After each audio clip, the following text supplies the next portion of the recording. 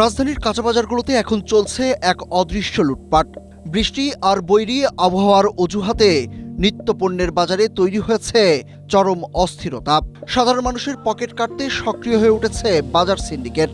বাজারে গেলেই ক্রেতাদের নাভিশ্বাস ওঠার জোগাড়। তবুও টনক নড়ছে না সংশ্লিষ্ট মহলের। বাজার নিয়ন্ত্রণে সরকারের কোনো কার্যকরী নজরদারি নেই বললেই চলে।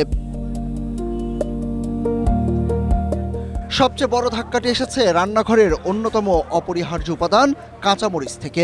মাত্র এক মাস আগেও যে মরিচ বিক্রি হয়েছে ৮০ থেকে ১২০ টাকায়, তা আজ রাজধানীর বিভিন্ন বাজারে বিক্রি হচ্ছে আকাশ ছোঁয়া দামে, প্রতি কেজি ৩০০ থেকে ৪০০ টাকায়।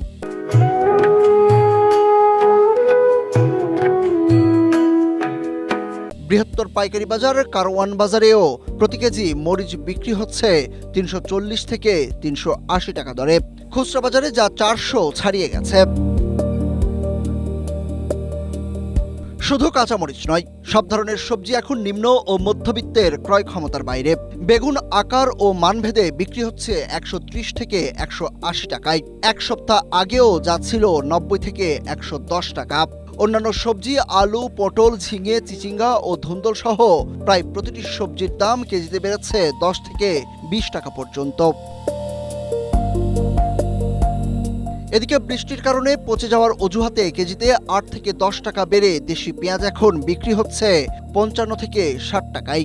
ব্যবসায়ীদের হুঁশিয়ারি, সামনে দাম আরও বাড়তে পারে। শাকসবজির অগ্নিমূল্যের আঁচ লেগেছে মাছের বাজারেও। সব ধরনের মাছেই বাড়তি দাম গুনতে হচ্ছে ক্রেতাদের। দেশের বিভিন্ন স্থানে বন্যা ও টানা বৃষ্টির কথা বলে সাপ্লাই চেইন বা সরবরাহ ব্যবস্থা বিঘ্নের দোহাই দিচ্ছেন ব্যবসায়ীরা। আবহাওয়ার কিছুটা উন্নতি হলেও বাজার কেন স্বাভাবিক হচ্ছে না, সেটি প্রশ্ন ভোক্তাদের।